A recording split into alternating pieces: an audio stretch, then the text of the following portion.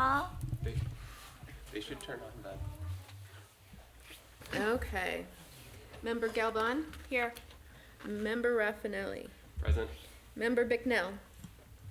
Present. Member Earl? Present. Member Pache? Present. Member Schill? Present. Chair Taylor? Present. We have an oath of office this evening.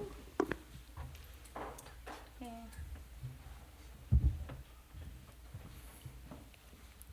I have to put my readers up when I walk. Lose your balance? I do.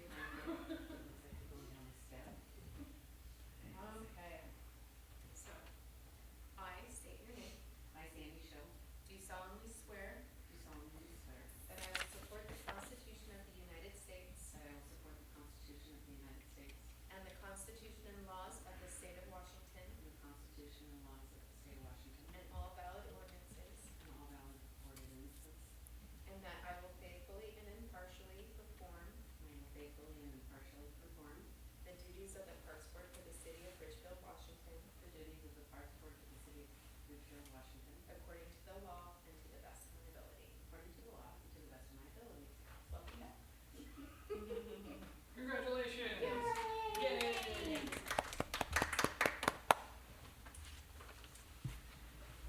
All right. Chair. And moving on, we're gonna go for our election of chair and vice chair. Are there any nominations for the park chair board or board chair position and vice chair? Would you please state your name for the record and your nomination? My name is John Raffinelli. I would like to nominate Bridget Taylor for chair. I second it. I will, do I say third, or do I just say? Oh, We'll take a vote. Oh, never mind. okay, as, I guess. Okay, and then I nominate Sandy for vice chair. I second it. Don't hesitate. Oh, I skipped again. Point of order I want to throw out there, we do have to elect the chair first, and then Okay, we'll do the vice got it, chair individually. thereafter. All right, I'm trying to adjust my readers so I can read my You're more my than fine. script appropriately. For context, what you've got right now is a motion and a second has been made for Chair Taylor to retain the position, and you are now free to open it up for discussion and then move towards a vote after that discussion. Right, is there discussion? I think Bridget Taylor's done a fine job since she has taken the position, and I appreciate the service she's given. And I think the continuum of care, as we say in healthcare, continuum of service, as we'd say on the Parks Board, is appropriate. I would support Bridget all the way. I appreciate her commitment to the community and to the Parks Board, and I'm really thankful that she is open to committing to another year of service to our wonderful city. Thanks, Bridget. Thank you. Bridget Taylor, I've been nominated as the position for Parks Board Chair. Are there any further nominations? If so, would you please state your name for the record and your nomination?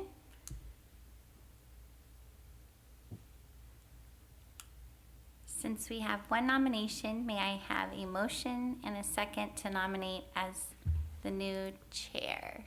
Is that right? Oh, wait, we did that. Okay. A nomination and a second. Okay.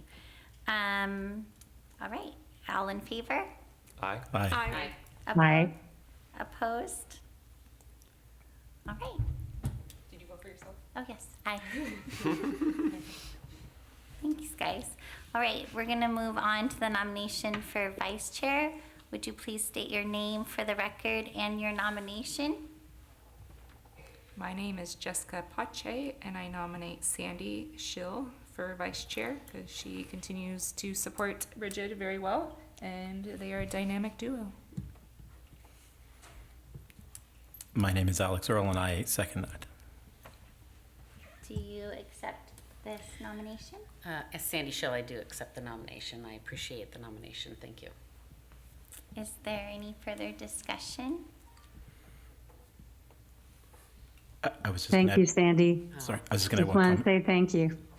Thank you. I was just gonna add one comment about Bridget. When I took my son to school when he was little, one of my memories and his memory was Bridget being outside in the rain, dumping down with a big smile on her face. And I think she brings the same positive and cheery spirit to serving the community and the board. Yeah. Thank you. I would just like to say I really appreciate your expertise and your articulation and the way you care so much about our community. Thank you. Yeah. Thank you for being such a champion for Ridgefield, Sandy. You're amazing, and I appreciate all the years you put in to so many things. Thank you so much for being on Parks Board. You're welcome. Thank you. Since there's one nomination, all in favor? Aye. Aye. And opposed? Congratulations. Thank you. You too. All right. We will move on to late changes to the agenda. Is there any late changes to our agenda? No late changes to the agenda, Chair. All right, then we'll move on to public comment. Anyone requesting to speak to the board regarding all items not subject to specific public hearing may come forward at this time. Please state your name and limit comments to 3 minutes. Written comments may be submitted to the clerk prior to the meeting. Anyone online? Nope. No takers.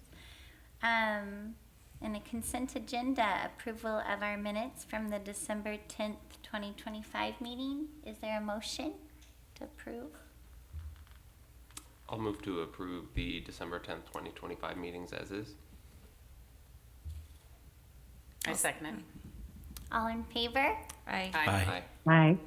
Opposed? All right. And the minutes are approved. And our first business, our presenter, Mr. Crownhart, our consideration of approval of the 2025 Parks Board Work Plan Annual Report. Wonderful. Thank you, Chair and Parks Board, and welcome to 2026. I'll start off by saying congratulations, Member Schill, for your reappointment to the board. We're so excited to have you back.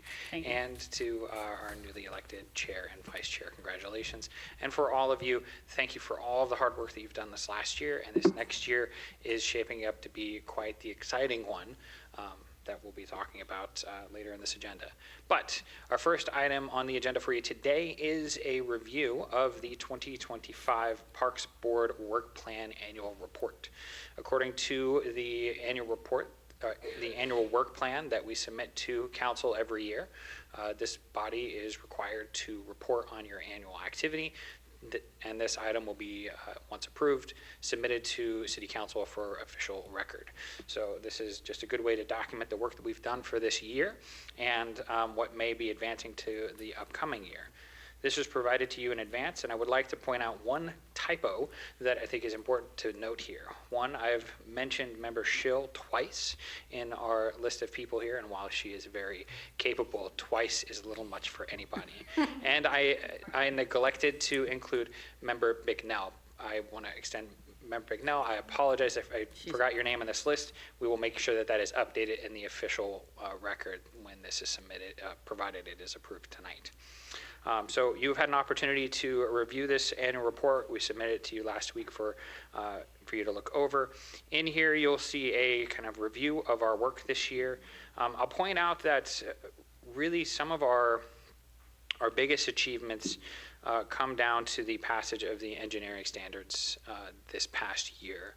Those engineering standards expanded our standards for parks and trails from about half a page to about 17 pages with about 6 or 7 different documents that help support it. Everything from WSDOT transportation standards, U.S. Forest Service, and it's gotten good praise amongst our development team.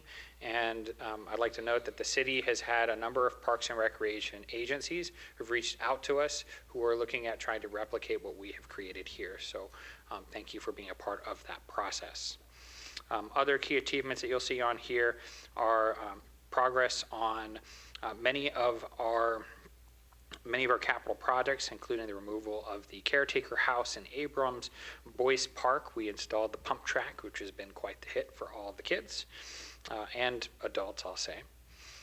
We are working on a trail to the refuge. We've officially purchased property that was slated at Greeley Farms to expand our park inventory out there. We purchased new equipment. We have completed or nearly completed the design for the recreation center. And we completed the field house and light installation out at the Rourke. And I think most impressive is that our capital project team, specifically Jason Van Dyke, really helped wrangle the splash pad, find the challenges, and got it operational. We are very excited that it is going to be opening officially for the community here in May. And I am very excited to have people ask me other questions. It's going to be great. So with that, if you have any questions or comments or things that you think are omitted or need to be highlighted in this report, it's for you. So I'll turn it over to you, Chair, for discussion and potential consideration.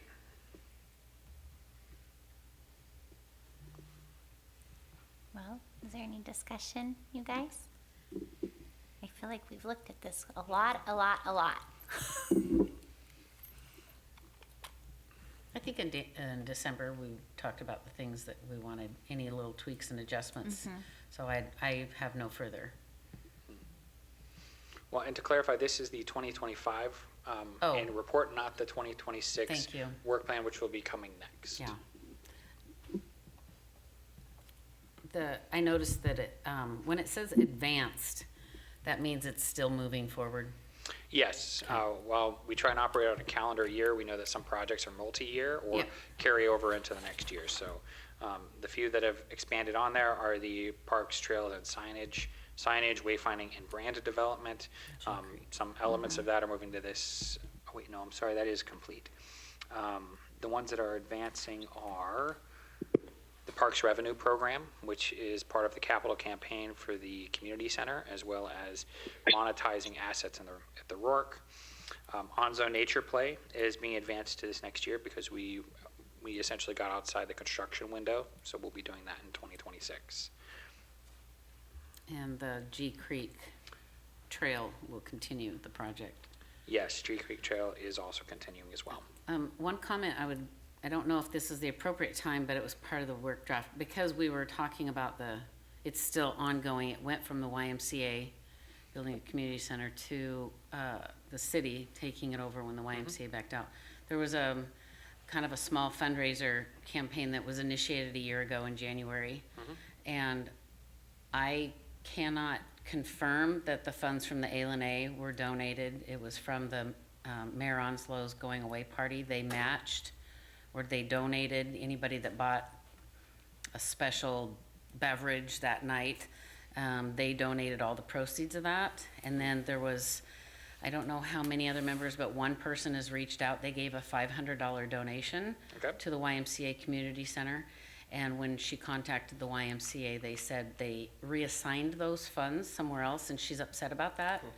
And so I think Mayor Onslow will probably reach out to Steve Stewart, but that's something that if there were any other funds that were designated early, prematurely, you might say, but either way, the idea was that those funds were donated to the YMCA Ridgefield project, and they should not have been absorbed into a general fund. And so I think that needs to be on radar. And we'll continue to follow up with that with the person who made that large donation, as well as any monies that the A gave. Absolutely. And if you'd like to reach out to me directly, I can help Okay. find some resolution for that as well. Okay, thank you. Thank you, Member Schill, for letting us know. I had a question about the park user agreements. Are those the only ones we have a specific Soccer Club and Ridgefield Little League, or are there other user agreements that are generally out there? We are looking at expanding that, actually. I was actually drafting one today. We are considering putting one together for the YMCA, of all folks. Our city partnership has shifted, and so they do operate summer camps at Bennett Hall in Abrams Park. So we're putting together a user agreement similar to what we do with Ridgefield Little League and Pacific Soccer. That would be for that specific program itself. So as we continue to scale up as an agency, I anticipate we'll see more user and maintenance agreement opportunities for you all to consider. I just had a follow-up question based on that, because this came up in a meeting I was at last night. Would you say that those are primarily similar agreements, or are they pretty unique in terms of the needs and scope of what they're all asking for? Just because it sounded from the Parks Board meeting I was at last night that creates a bigger issue the further and more of them you get, and the variety of them and keeping track of it. One of the reasons why we've been working on this project with the city is so that these are similar agreements and they are defendable to the public, right? Essentially, by working with a specific provider, we are providing one specific group access to a resource that others may not. And the reason we do this is because, one, they provide a capital contribution to the community, and two, they provide a service that we do not provide. So for Ridgefield Little League and Pacific Soccer, those are sports leagues. For the YMCA, that would be summer camp programs. Do you know how long those agreements are for? They're for 5 years, automatically renewed. There's termination clauses that exist within there for both parties, but after the 5 years, there's an opportunity to renew those, and there's actually an automatic renewal if they're not updated, so that we don't have just services falling out. And with that, there is still an opportunity for fees to change year after year without changing the entire agreement, because they are linked to addendums that are attached to those agreements.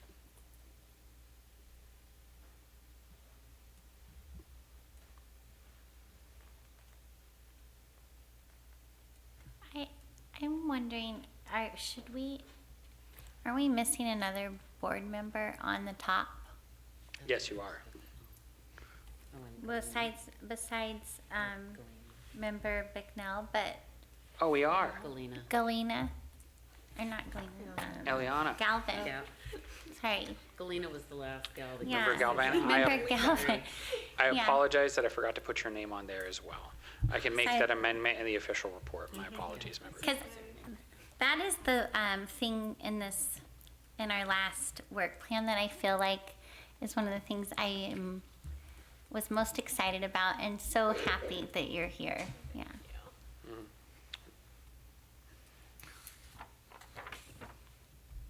Any other discussion?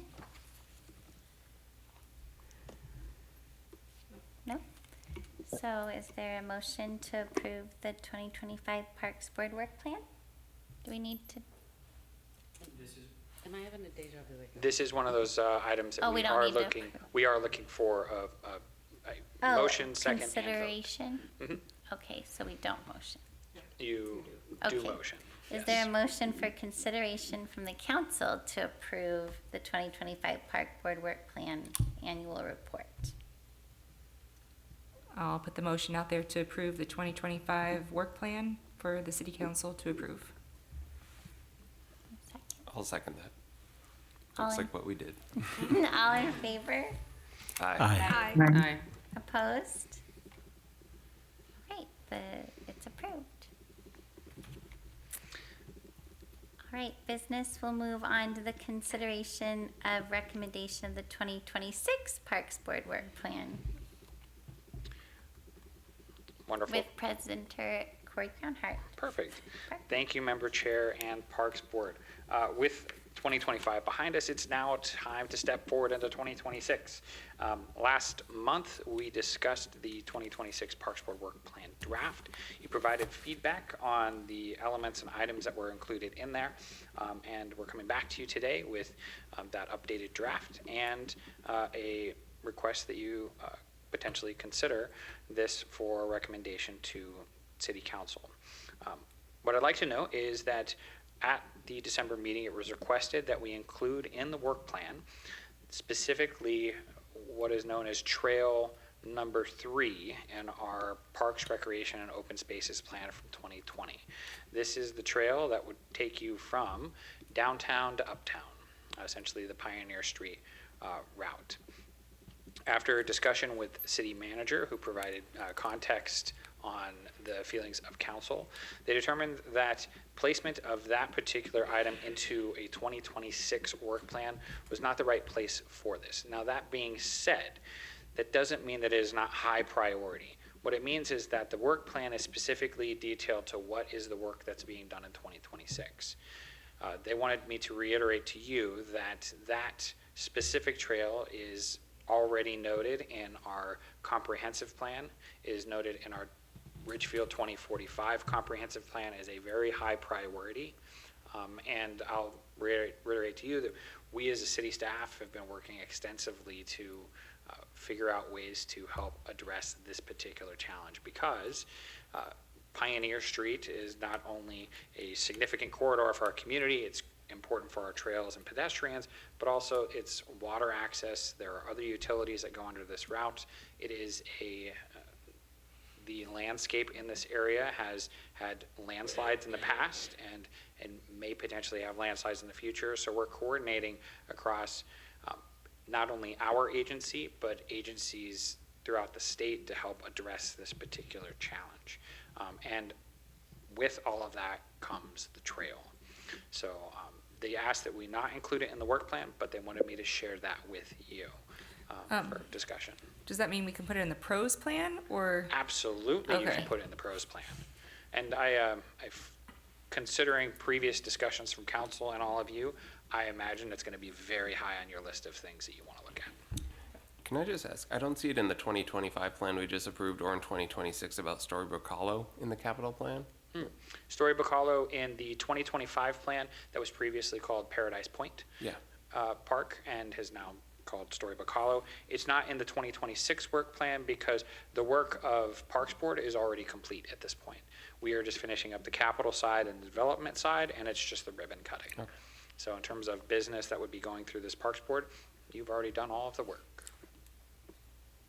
I have one more question to that, because isn't the Storybook Hollow only like one portion of it, and then is it? So even though it's not completed and like contingent on funding, correct? Mm-hmm. For the second, we approved the master plan of like a big, multiple phase type thing.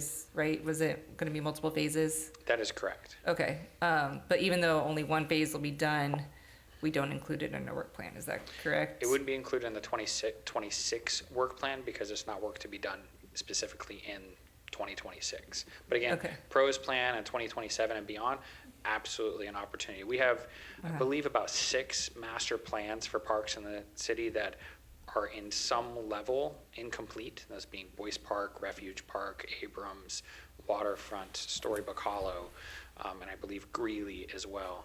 Horns Corner, so 7. So one of the things that the pros plan will help address this year is how might we tackle this backlog of master plans to plan out when phases will be done and what should that priority be?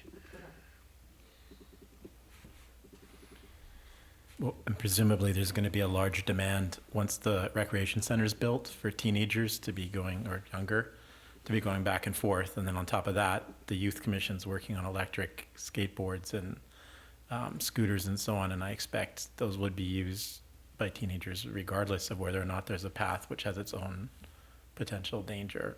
Absolutely. Because the demand's going to be so great for kids to go there.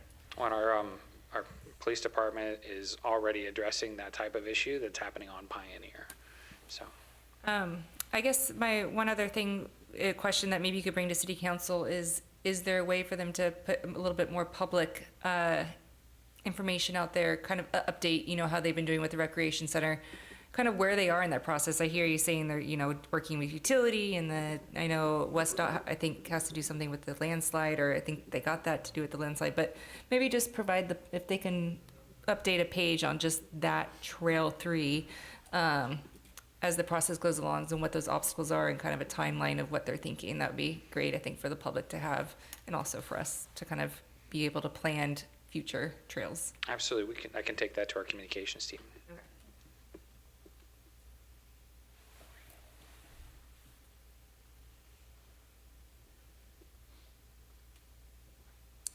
A question I have about with 2026, and then maybe, I forget if this is gonna be in the pros plan, or I feel like it's something we've reviewed.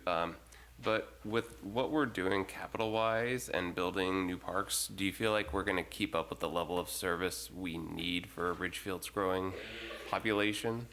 Or will we be falling behind on, like, acres of park per capita that other cities might have? That is, well, the question of what it should be or is supposed to be is really more of a council and parks board question, not necessarily a staff question. That said, where do we currently stand with national standards? We are slightly below standard, but we are we're meeting more of the need than our peer communities in the Clark County. Ridgefield is doing better on operations and maintenance, number of acres, the location of those acres, so we're ahead of the curve. That said, there's still opportunities for us to address that within our system. Specifically, playground replacement program might be something that could be explored. And then also looking at diversified funding for parks and recreation long term. So, does that answer your question? Yeah, no, I'm just, in my mind, I was at the other meeting and we were talking about, like, okay, well, are we gonna have to close parks here in the future? Which, again, Ridgefield, I know we don't wanna do that, and so just thinking about our operational costs and, are we able to keep up with building new things? Current projections, as we look at the next 6 years, which is how far we currently look, there's no anticipation of something like that happening here in the city of Ridgefield. We have a pretty resilient program, and the council has done a good job of seeking funding and providing resources for these parks. Kind of going along with that, my other question was, we have all these new parks, which is great, and we just got the Grilly Park land, and I know you talked about the city acquiring some other land near Royal Road, but we have a lot of parks that are just like phase one, that we tend to like build part of it, and then it's like up in the air the rest, and it just keeps kind of like, at what point do we kind of put a hold on maybe developing new parks and just finish those parks, or is that not, what's the long-term plan for the city right now, I guess, of like, what do they envision? Is it kind of like getting the land now and just kind of building, and I know phases, but like, there's a lot of parks that are just unfinished now, or Abrams Park now, it needs a remodel kind of thing. And I mean, what is the plan for all these kind of parks? Is it just kind of like hope we get money, or is that an actual, you know what I mean? Yeah, Okay. absolutely. Now, that's one of the things that the pros plan will help us address is we have a lot of properties, we have a lot of plans, we have a lot of ambitions, which is wonderful for the city. What has been discussed with council are cadence. How are we keeping pace with things? So, for example, in 2024, there were 3 different master plans that came through Parks Board for 3 separate parks all at the same time, which is great. We want to have master plans. However, master plans are a snapshot in time of what the community wants, expects, and needs. And the longer that we wait to fulfill those master plans, the less accurate they are. And so other jurisdictions work on having a cadence wherein, a master plan is 1 year, design is a 2nd year, construction is the 3rd, and essentially you kind of have a conveyor belt of parks ready to go. As one park moves into design, the next one pops up for master plan or for master planning, and into that next year, both of those projects then move forward one more, and the next one comes on board. That way, each year you're kind of doing one master plan, one design, one construction. Which is more predictable when it comes to budgets, and it also continues to deliver for the community at a regular pace. But the pros plan is really that opportunity to help define what do we want that cadence to be, what's the expectation that council and Parks Board wants to present to the public, and say this is what we are striving for, so that we can say, hey, this is the direction that we want to go with our parks and recreation program. But it comes down to that coordination. And I think that's going to be from my perspective, looking at the pros plan, that's going to be the biggest challenge that Council and Parks Board is going to have, is defining what does that structure look like. Because that structure also helps us go out and seek grant funding, or seek fundraising dollars, or seek other types of diversified funding, knowing that that project might come in 3 years, but I'm trying to set up the funding mechanisms now. I hope that answers your question clearly. Kind of. I mean, I guess also like with the city, because a lot of it comes down to the city planning. Would they rather have more? I mean, and I guess this also comes down to the community of, do we want more park land that's maybe undeveloped park land, or phase one only and not finished, because we are such a newer kind of growing or fast growing. And I guess that's, how do we determine? And I don't know if there's an answer, but like, how do you guys determine whether to keep expanding parks and only do a phase, and then like 10 years when maybe the city's not as growing robustly or not growing as fast, that then finish off those other ones? But then I guess I'm just thinking out loud of like, how do we, you know, it's one way to prioritize like Horns Corner Park or something like that, but what about finishing Paradise or Storybook first? Or do we want Horns Corner but phase one only and then finish? Like, I guess that's just what I'm thinking, and I don't know what the answer is, or if that's what is cities out, if you know what the kind of what you guys are trying to do is, like, just keep getting land and then go from there. At the end of the day, that question is really going to be posed back to you as a consideration. So I'd say, especially in 2026, this is your opportunity to kind of press those questions. You are an advisory body to council, and you can press those questions to say, we'd like to have this consideration, because as staff, we operate at the direction of council, and this is where we've been so far. That's your opportunity. Or just if I could make a comment on that, I appreciate the conversation and the openness that you're bringing to this, Member Pache. I appreciate that. After I'm in my 11th year on Parks Board, and the ongoing conversation around maintenance and trail connectivity and whether or not we're biting off more than we can chew has been a conversation all along.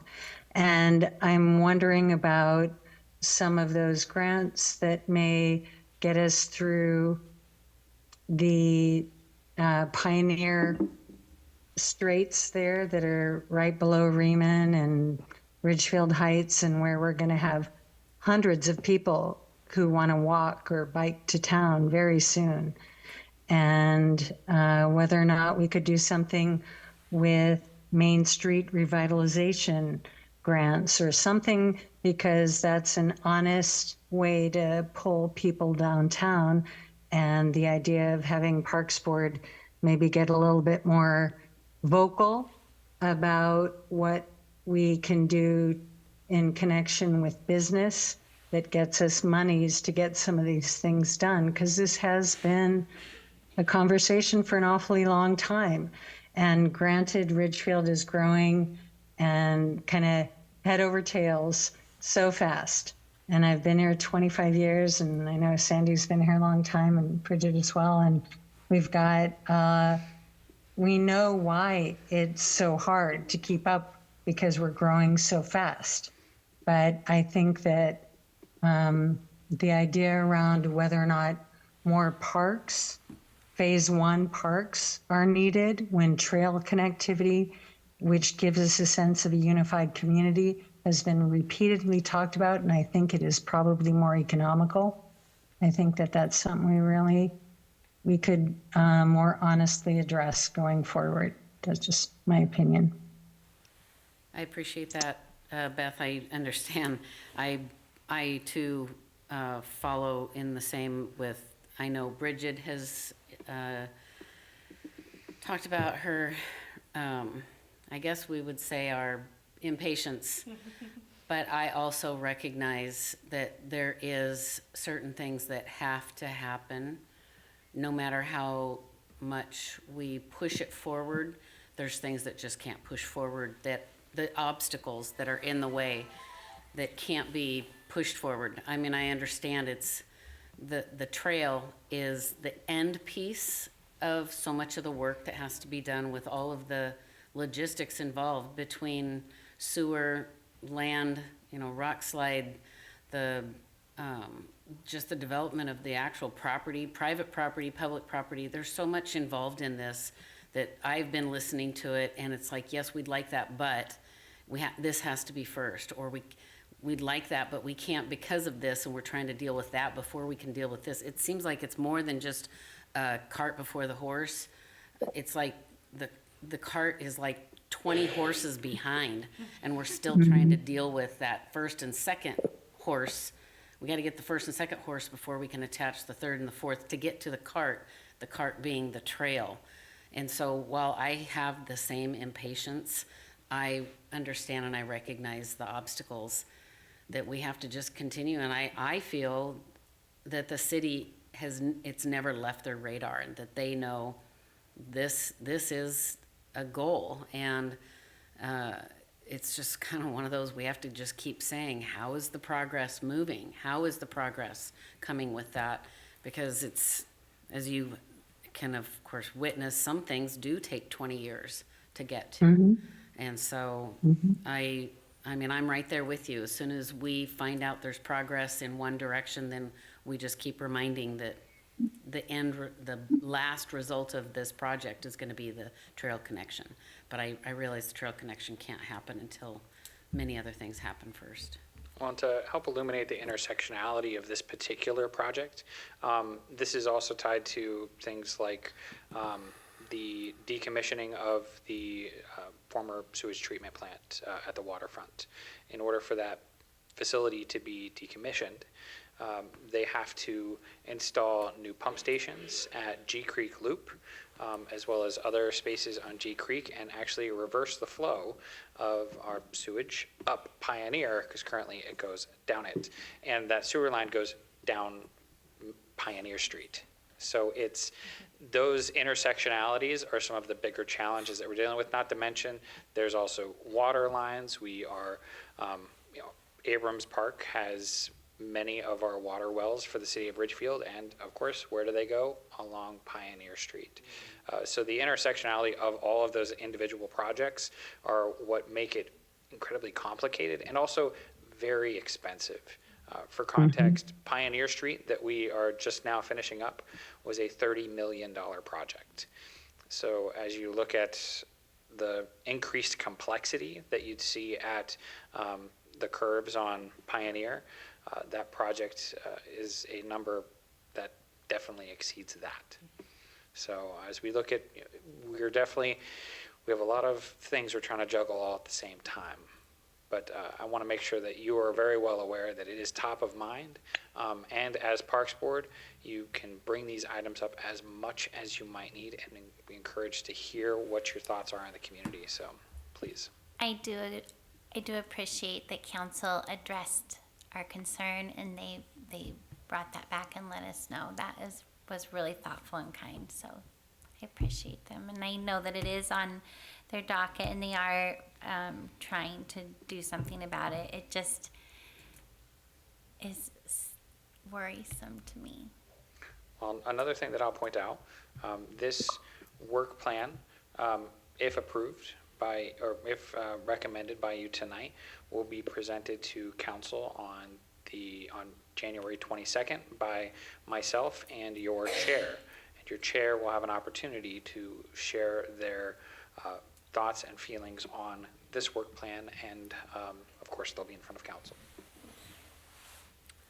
One of the other concerns is the demand is going to be there, and it's going to radically increase when that center is built, and it already is because of everything that's already there.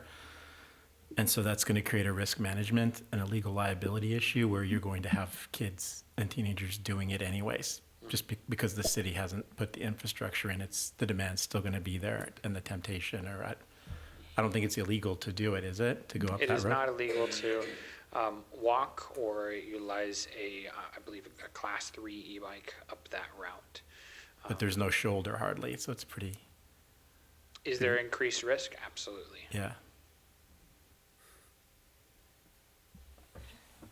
I'm gonna just pivot real quick. For the work plan, from the 2025 work plan, we talked about the 4 things that were being advanced, and I only see, I think, 2 of those. So wait, the parks revenue on the 2026, but I'm not seeing the other things that we had mentioned to advance through the Greeley Park, the Onslow, or the G Creek.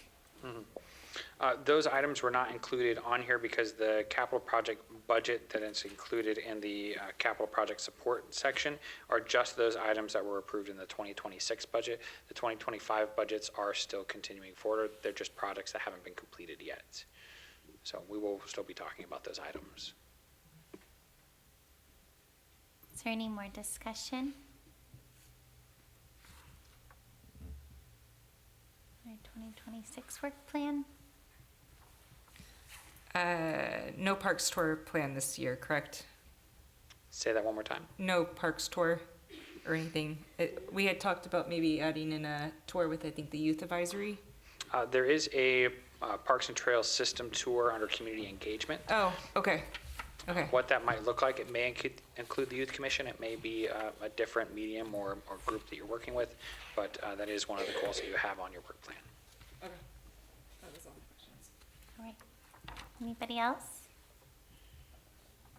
Just a follow-up on the Pioneer Straits there. If there is an opportunity to have the Clark County or Clark Regional Wastewater District come in to update us on if there is a plan that is going to largely be influenced by what they're doing, if we could hear from them directly in 2026, just would appreciate that.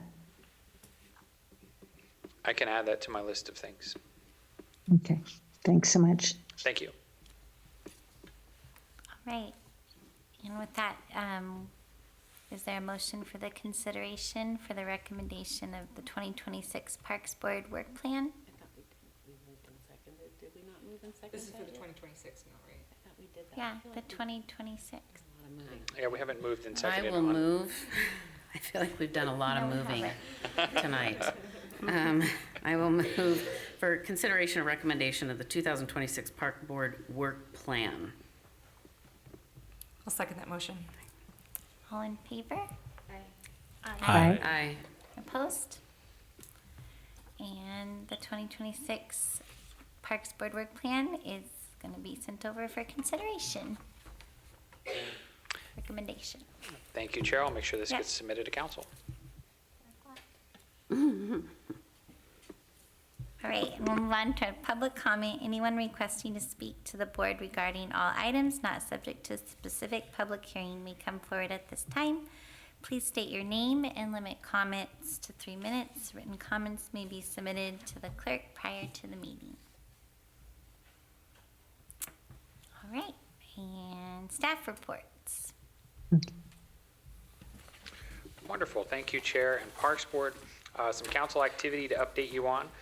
Because we have stepped into 2026, the oath of office was administered to our newly elected council members, which were our previous council members, so the body of council still stays the same. Member Davis, Hamilton, Falella, and Mayor Matt Cole were all administered the oath on January 8th, and the selection of the mayor and mayor pro tem was conducted, and Mayor Cole was selected for a second term, and Mayor pro tem Chapman was selected for a second term as well. Chipman, my apologies. Thank you. My report out for you, Storybook Hollow construction is nearing completion with expected ribbon cutting in the spring. If you have an opportunity to drive by it, it's really starting to come together. Thank you for all the work that you've done to help that work out. The Ridgefield Community and Recreation Center, groundbreaking is still scheduled for June or July of this year, and we're getting ready to start going out to bid for construction management as well as the actual construction of the facility itself. The capital campaign is very much so underway, and we are doing the work to find donors who are looking to support our community and North County in general to help construct this wonderful facility.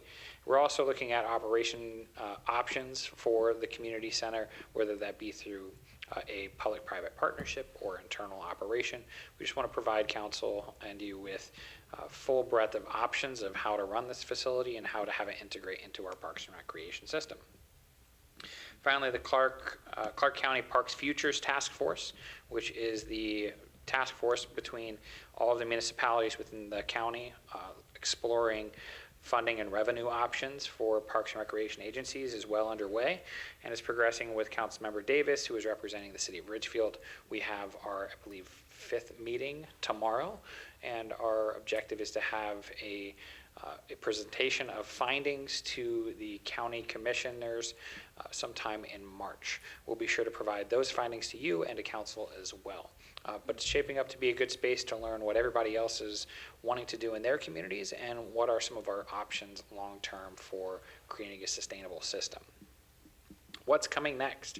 I sent you all an email that has a tentative calendar of what may be on our schedule for 2026. After speaking with Chair Taylor, it was determined that we are likely not to hold meetings in April because it will fall during spring break, as well as August, as many of you will be on summer break as well. I'd like to also note that our meeting in November was originally going to be scheduled the second Wednesday of November, which is November 11th, which is Veterans Day. So we have suggested that we move it to the third Wednesday of November. So you have that in your inbox, just so you can keep track of it. I'll be sure to keep you up to date throughout the year. Next month, we're going to be talking about the PROS plan, and at that point, we may have a consultant on board. If not, we'll be having the discussion on what are the key things that we're looking at this year from our consultant team.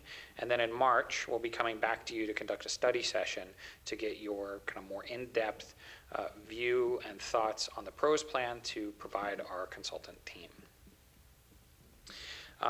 With that, I'd like to finish up with a get outside message. January is dark and dreary. And so I do want to spend a moment talking about mental health.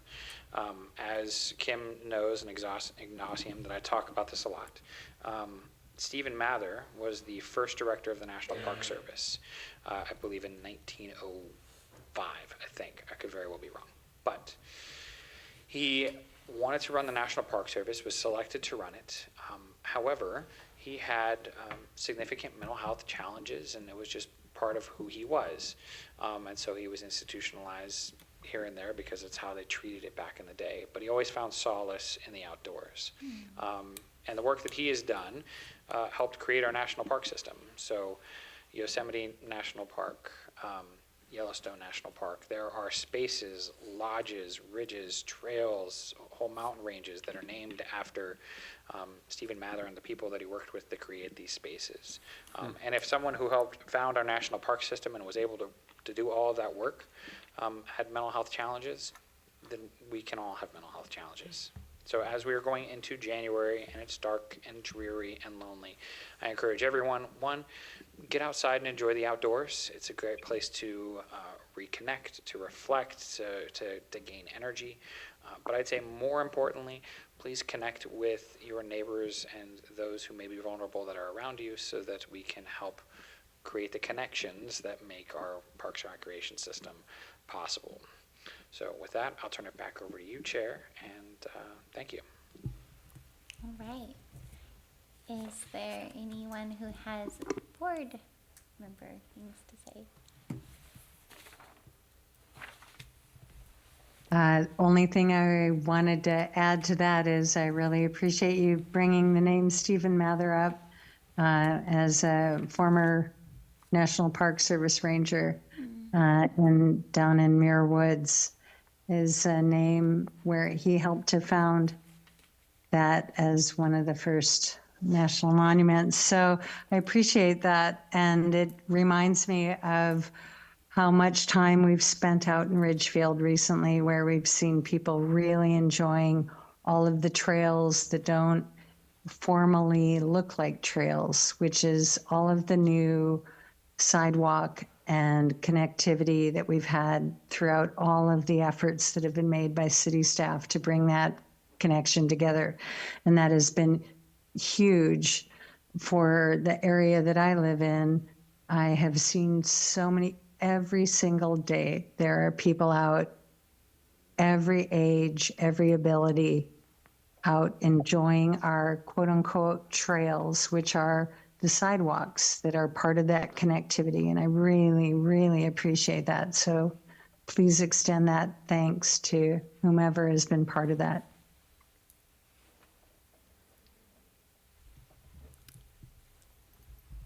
I was just gonna say I've been reading this book called The Anxious Generation, and in it there's a section talking about like risky play for kids and how just kids have been the safetyism between kids starting from like the 90s, and I feel like the teachers all know what I'm talking about. But really excited to hear that our parks are moving away from those cookie cutter kind of safe playgrounds to more imaginative play where kids can really have some kind of risky kind of, I don't even know what I'm saying, but like, yeah, allowing some imagination and kind of risk taking, that kind of helps their development a lot. So, and our parks, I think, are great for kids, having them nearby. I know we have Davis Park right near us, just allowing the kids to go down and just play and be kids. And hopefully, as more and more parents are aware of the kind of the harms of social media and screen time, that we'll see more kids out at the parks. Yeah, look at this kid over here. So, just really thankful for our park system. Just to follow up with that, Jessica, it is true, when they went to more safe play, there was less jumping off of things, and that is important play for child development, for their bone structure, because it's those microfractures every time they jump off that rock or jump off a log. It does create absolute microfractures that help create a stronger matrix in their bone. And so super safe play really leads to more brittle bones in their later adult life. So that's why, there's a certain generation of us that it's harder to break our bones than it is for other generations that did move into that phase. And then they learn from it and go, well, we learned from that. So there is scientific data that backs that up. I brought my kids by Storybook Hollow Park a couple weeks ago. We were out on a bike ride, and I think we were like a mile and a half into our bike ride, so they were really tired. And we got there, and they were saying, "We rode all this way for nothing," because we couldn't. I mean, they got to check it out. It looked really good with some of the bugs they were building out of the wood there, so they were excited for it. But I think they were let down. They couldn't play on much of it.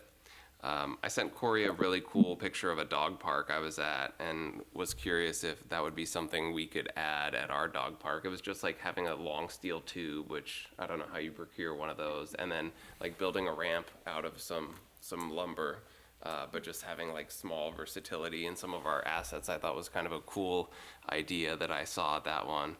And then the last thing I wrote down is I'm sad I missed last month in person because of all the Christmas gifts, but. I'm just curious how many photos you get sent from us of parks that we visit that we're like, hey, this is cool. This is a cool picture. What about this? Clerk Strickler will probably know that my response would be, I could absolutely use more, because I kind of geek out over parks sometimes. Good. And I wanted to know if you went to the pump track after the other park was not wanting to go to.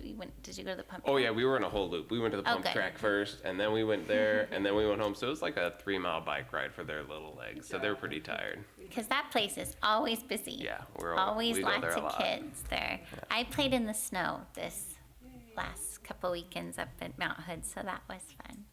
So, all right, anybody else? And with that, we'll adjourn at 7:24.